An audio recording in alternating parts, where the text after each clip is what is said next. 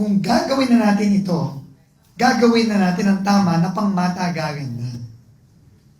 At para magawa yon, tama yung sinabi ni Governor, kailangan i-disenyo siya ng tama.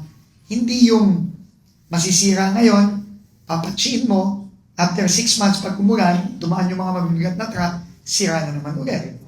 No, hindi na pwede yun. No, ayaw natin, ayaw ni Pangulo ng band-aid.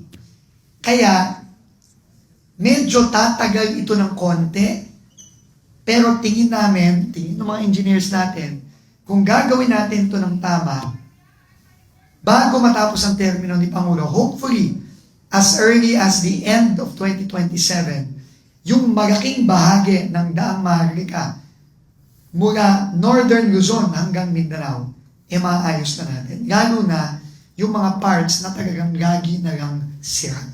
Typically, they do not join government projects. Kung sasali sila sa government projects, usually sasali lang sila sa foreign assisted projects. No, like the subway, no, ng DOTR. Pero bihira sila or they never join DPWH projects. Pero I spoke to them. I want to meet them in maybe this week or next week, and they have expressed interest to help out in the major projects, the priorities of the President, the highest priority of which is Daang Maharlika. So, magandang sign ito kasi kung sila ang gagawa nito, makakasiguro tayo na mabilis at more importantly, makakasiguro tayo sa quality ng gagawin.